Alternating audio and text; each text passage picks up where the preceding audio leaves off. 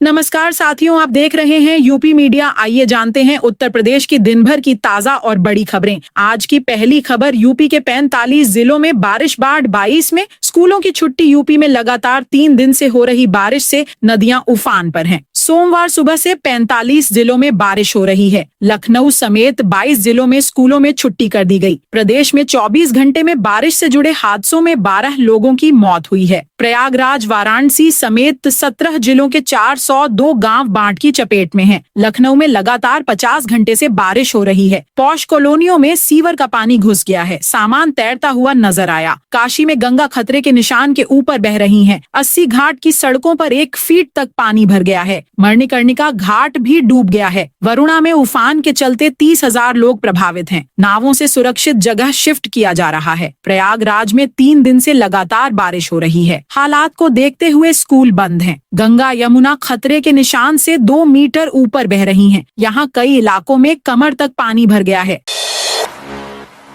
रक्षाबंधन पर यूपी में बहन बेटियों को 3 दिन फ्री बस यात्रा। रक्षाबंधन के अवसर पर यूपी में बहन बेटियों को रोडवेज की बसों में 3 दिन मुफ्त यात्रा का मौका मिलेगा। योगी सरकार ने 8 अगस्त की सुबह से 10 अगस्त की रात 12 बजे तक यूपी रोडवेज की सभी बसों में मुफ्त यात्रा के आदेश जारी किए हैं। योगी ने रविवार शाम अपने सरकारी आवास पर बैठक की, जिसमें कहा नगरीय और ग्रामीण क्षेत्रों में पर्याप्त मात्रा में बसें चलाई जाएं। नगरीय क्षेत्रों में कहीं भी जाम की स्थिति न होने पाए। राज्य मार्गों और अन्य मार्गों पर पेट्रोलिंग बढ़ाएं। इस बैठक में सभी 75 जिलों के प्रभारी मंत्री, डीएम और पुलिस अफसर वीडियो कॉन्फ्रेंस से जुड़े थे। मुख्तार अंसारी का छोटा बेटा लखनऊ से गिरफ्तार। बाहुबली मुख्तार अंसारी के छोटे बेटे उमर अंसारी को पुलिस ने गिरफ्तार किया है। गाजीपुर पुलिस रविवार देर रात लखनऊ पहुंची। उमर अंसारी की लोकेशन दारुल शफा स्थित विधायक निवास में मिली। पुलिस ने छापा मारकर उमर को अरेस्ट किया और गाजीपुर ले गई। उमर अंसारी जिस आवास में थे वह उनके बड़े भाई और सुहेल देव भारतीय समाज पार्टी से विधायक अब्बास अंसारी का है। दारुल शफा में प्रदेश के कई पूर्व और वर्तमान जनप्रतिनिधियों का आवास है। ऐसे में यहां से उमर की गिरफ्तारी एक बड़ी कार्रवाई मानी जा रही है। धनखड़ के इस्तीफे के बाद जाटों की नाराजगी बनी चुनौती। उपराष्ट्रपति जगदीप धनखड़ के इस्तीफे के बाद यूपी ही नहीं, हरियाणा और राजस्थान में जाट समाज की नाराजगी बढ़ने लगी है। दरअसल मीडिया में धनखड़ से इस्तीफा लिए जाने की खबरें चल रही हैं। इसके बाद जाट समाज के नेता खुले तौर पर नाराजगी जाहिर कर रहे हैं। यूपी में आगामी पंचायत चुनाव से लेकर विधानसभा चुनाव तक में जाट समाज को नजरअंदाज नहीं किया जा सकता। इसीलिए भाजपा आलाकमान अब बाहरी नेताओं की जगह कैडर के जाट नेताओं को ही महत्व देकर समाज संगठन और सरकार में उनका महत्व बढ़ाने पर मंथन कर रहा है। यूपी में जाट आबादी कितनी है, भाजपा के कितने जाट विधायक हैं, पार्टी किन जाट नेताओं को आगे बढ़ा सकती है। इटावा में 50 बीघे में अखिलेश बनवा रहे शिव मंदिर। यूपी के इटावा में उत्तराखंड के केदारनाथ मंदिर की तरह केदारेश्वर मंदिर बन रहा। इस मंदिर का पूरा क्षेत्रफल करीब 50 बीघे में है। इसे यूपी के पूर्व मुख्यमंत्री अखिलेश यादव बनवा रहे हैं। इस मंदिर से उनका गांव सैफई करीब 20 किलोमीटर दूर है। मंदिर का शिलान्यास 2020 में अखिलेश ने किया था। 2026 तक इसके तैयार हो जाने की संभावना है। मंदिर शिव शक्ति अक्ष रेखा के ऊपर बन रहा है। देश के 8 प्रमुख शिव मंदिर इसी रेखा पर स्थित हैं। पंडित धीरेंद्र को महिला तस्कर कहने वाले प्रोफेसर पर एफआईआर। बागेश्वर धाम के पीठाधीश्वर पंडित धीरेंद्र कृष्णा शास्त्री को महिला तस्कर कहने वाले यूपी के प्रोफेसर के खिलाफ एफआईआर दर्ज की गई है। लखनऊ विश्वविद्यालय के हिंदी विभाग के एसोसिएट प्रोफेसर रविकांत ने 31 जुलाई को सोशल मीडिया प्लेटफॉर्म एक्स पर पोस्ट की थी। इसमें लिखा, नॉन बायोलॉजिकल प्रधानमंत्री नरेंद्र मोदी द्वारा घोषित छोटा भाई धीरेंद्र शास्त्री धर्म की आड़ में महिला तस्करी कर रहा है। छतरपुर के बमीठा थाना प्रभारी आशुतोष सिंह ने बताया कि बागेश्वर धाम जन समिति के धीरेंद्र कुमार गौर ने रविवार देर रात 12 बजे धाम शिकायत की थी। प्रोफेसर के खिलाफ धारा 353 BNS के तहत मामला दर्ज कराया है। एक गंगा यमुना में चलने वाली 5000 नावों पर ब्रेक प्रयागराज में गंगा और यमुना डेंजर लेवल से 1 मीटर से भी ऊपर पहुंच गई हैं। संगम क्षेत्र में संचालित होने वाली 5000 से ज्यादा नावों के संचालन पर अब पूरी तरह से ब्रेक लगा दिया गया है। नदियों के जलस्तर में हो रही वृद्धि और दूसरी ओर बारिश के चलते प्रशासन की ओर से यह निर्णय लिया गया है। जल पुलिस के अधिकारियों की ओर से सभी नाविकों को इसके लिए सख्त हिदायत भी दे दी गई है कि वह नावों को किनारे लगा दें और नावों का संचालन पूरी तरह से रोक दें। ऐसी स्थिति में अब सिर्फ एनडीआरएफ व जल पुलिस के नावों व स्टीमर आदि का संचालन किया जा रहा है। सभी नावों को बांध के पास एक किनारे लगवा दी गई है। सहारनपुर पहुंचे सीएम योगी आदित्यनाथ 381 करोड़ रुपए की 15 परियोजनाओं का करेंगे लोकार्पण। प्रदेश के मुख्यमंत्री योगी आदित्यनाथ सोमवार को सहारनपुर पहुंच गए। वह करीब 5.5 घंटे जिले में रहेंगे, विकास कार्यों और मंडलीय कानून व्यवस्था की समीक्षा करेंगे। साथ ही स्मार्ट सिटी योजना की 381 करोड़ रुपए की 15 परियोजनाओं का लोकार्पण भी करेंगे। मुख्यमंत्री के आगमन की सारी तैयारियां उच्चाधिकारियों ने कर ली थी। डीएम मनीष बंसल विभागीय अधिकारियों के साथ सर्किट हाउस में मौजूद रहे। मुख्यमंत्री का गंगोह रोड स्थित गोगा महाड़ी पर पूजन आदि का कार्यक्रम भी है। युवाओं पर फोकस करेगी भाजपा, मतदाता सूची में नाम जोड़ने की चलेगी मुहिम। प्रदेश में भाजपा मतदाता सूची से गलत नाम हटाने के साथ ही पात्र लोगों का नाम जुड़वाने में जुटेगी। 2027 के विधानसभा चुनाव के मद्देनजर प्रदेश भाजपा की टीम को मतदाता पुनरीक्षण में सभी पात्रों के नाम सूची में शामिल कराने को कहा गया है। सीएम योगी आदित्यनाथ की मौजूदगी में रविवार को इंदिरा गांधी प्रतिष्ठान में हुई भाजपा की संगठनात्मक बैठक में सभी पदाधिकारियों को घर घर पहुंचने और नए वोटरों को मतदाता बनवाने के अभियान में जुटने के निर्देश दिए गए। इस दौरान तिरंगा यात्रा की तैयारियों की समीक्षा की गई।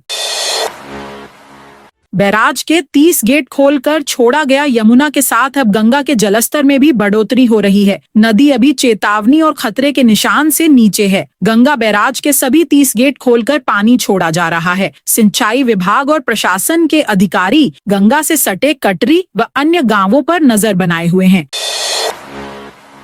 मंदिर में पुजारी बना था इमामुद्दीन अंसारी रखा हुआ था ये नाम। शामली के थाना भवन इलाके के गांव मंटी हसनपुर में शनि मंदिर में नाम बदलकर रह रहे पश्चिम बंगाल निवासी मुस्लिम इमामुद्दीन अंसारी को गिरफ्तार किया है। वह 2 साल से मंदिर में बाबा बंगाली उर्फ बालकनाथ के नाम से रह रहा था। उसके पास से 3 आधार कार्ड व पैन कार्ड बरामद हुए हैं। पुलिस ने आरोपी के विरुद्ध मुकदमा दर्ज कर न्यायालय में पेश किया, जहां से उसे 14 दिन की न्यायिक हिरासत में जेल भेज दिया गया।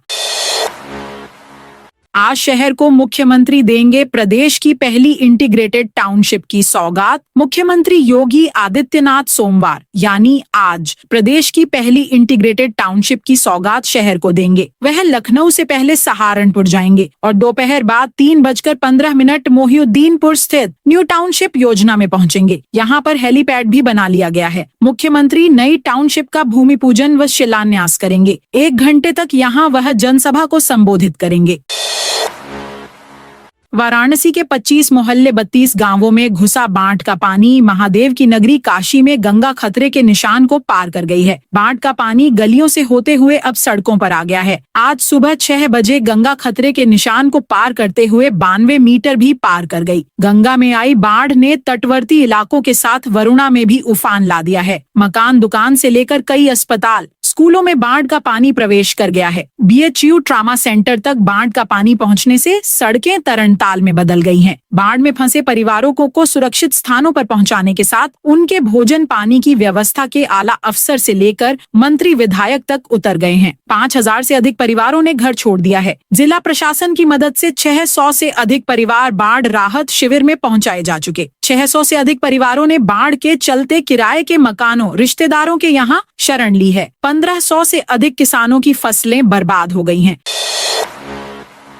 सावन के अंतिम सोमवार पर शिवालयों में उमड़े भक्त। हाथरस में सावन के अंतिम सोमवार को शिवालयों में सुबह से ही श्रद्धालुओं की भीड़ उमड़ पड़ी। भक्तों ने विधि विधान से बाबा भोलेनाथ की पूजा अर्चना की। मंदिरों में हर ओर बम बम भोले के जयकारे गूंजते रहे। कांवड़िए गंगा घाटों से जल लेकर शिवालयों में पहुंचे। महिलाएं भी कावड़ लेकर आईं। श्रद्धालुओं ने शिवलिंग पर दूध और गंगा जल से अभिषेक किया। शहर के प्रमुख मंदिरों में भक्तों की भारी भीड़ देखी गई। अमेठी में भारी बारिश के कारण स्कूलों में अवकाश। अमेठी में लगातार हो रही भारी बारिश और जल भराव की स्थिति के कारण जिला प्रशासन ने एहतियाती कदम उठाया है। जनपद के सभी परिषदीय मान्यता प्राप्त, सहायता प्राप्त तथा CBSI, ICSI और अन्य बोर्डों से संबद्ध विद्यालयों में नर्सरी से कक्षा 8 तक के लिए 4 अगस्त सोमवार को अवकाश घोषित किया गया है। जिला बेसिक शिक्षा अधिकारी संजय तिवारी ने सोमवार को इस संबंध में आदेश जारी किया। उन्होंने बताया कि यह निर्णय जिलाधिकारी के निर्देश पर लिया गया है। इसका मुख्य उद्देश्य बच्चों की सुरक्षा सुनिश्चित करना है। थानों में जमा कराए ड्रोन। SSP ने कहा, अफवाह फैलाने वालों पर होगी सख्त कार्रवाई। बरेली में ड्रोन और चोरों को लेकर फैली अफवाहों पर मुख्यमंत्री योगी आदित्यनाथ की सख्ती के बाद अब बरेली SSP अनुराग आर्य ने भी एक्शन लिया है। उन्होंने शादियों व निजी कार्यक्रमों में संचालित 250 ड्रोन संबंधित थानों में जमा कराए हैं। इन्हें चलाने के लिए अब अनुमति लेनी होगी। साथ ही ड्रोन की अफवाह उड़ाने वालों पर कार्रवाई का आदेश दिया है। प्रदेश में बिना अनुमति ड्रोन के संचालन पर प्रतिबंध लगा दिया गया है। CM योगी के इस निर्देश पर अमल करते हुए SSP ने भी सभी थानेदारों व CO को अफवाह फैलाने वालों के खिलाफ कार्रवाई के आदेश दिए हैं। बताया है कि गांव गली के बाद बरेली में भी SSP ने निर्देश दिए हैं कि ड्रोन से दहशत फैलाने वालों पर गैंगस्टर लगाया जाए।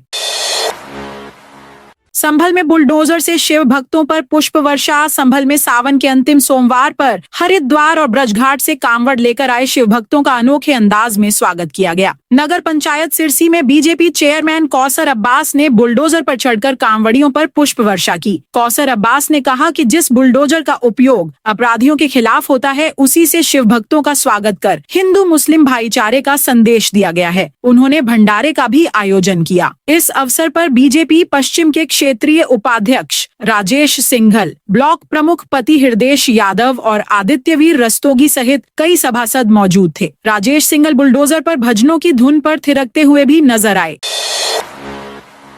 डिक्की प्रतिनिधिमंडल ने CM योगी से की मुलाकात। दलित उद्यमियों के संगठन DICCI Dalit Indian chamber of commerce and industry के उत्तर प्रदेश चैप्टर की टीम ने मुख्यमंत्री योगी आदित्यनाथ से मुलाकात कर 3 प्रमुख प्रस्तावों को लेकर निवेदन पत्र सौंपा। प्रतिनिधिमंडल की मुलाकात लखनऊ स्थित CM आवास पर हुई। डिक्की अध्यक्ष मनीष वर्मा के नेतृत्व में प्रतिनिधिमंडल ने सरकार से नीतिगत फैसलों में भागीदारी और टेंडर प्रक्रिया में शिथिलता की मांग की है। डिक्की परिवार ने इस अवसर पर मुख्यमंत्री को सादर धन्यवाद भी प्रकट किया।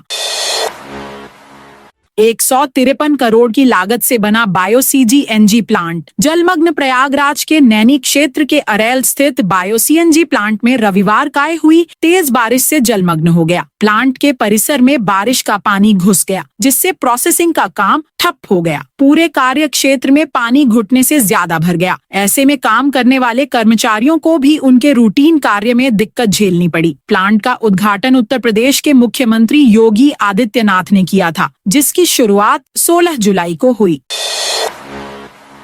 पूर्वांचल यूनिवर्सिटी ने जारी किए नए निर्देश। जौनपुर स्थित पूर्वांचल विश्वविद्यालय ने सत्र 2024 से 25 की सम सेमेस्टर परीक्षाओं के छात्रों को बड़ी राहत दी है। अब प्राप्तांक में त्रुटि या अंक न दिखने की स्थिति में छात्र निर्धारित प्रक्रिया के तहत सीधे आवेदन कर सकेंगे। परीक्षा नियंत्रक डॉक्टर विनोद कुमार सिंह ने इस संबंध में पत्र जारी कर सभी कॉलेजों को सूचित किया है। अगर कोई छात्र परीक्षा में सम्मिलित हुआ है लेकिन तकनीकी कारणों से अंक 0 या अनुपस्थित दिख रहे हैं, तो वह अपनी उत्तर पुस्तिका की छाया प्रति और अन्य जरूरी दस्तावेजों के साथ आवेदन कर सकता है। प्रति अनुक्रमांक 3 प्रतियों में पृष्ठ संख्या 6 और 7 सहित दस्तावेजों को संबंधित कॉलेज से प्रमाणित करवाना अनिवार्य होगा। इसके बाद उन्हें विश्वविद्यालय के छात्र सहायता प्रकोष्ठ में जमा करना होगा।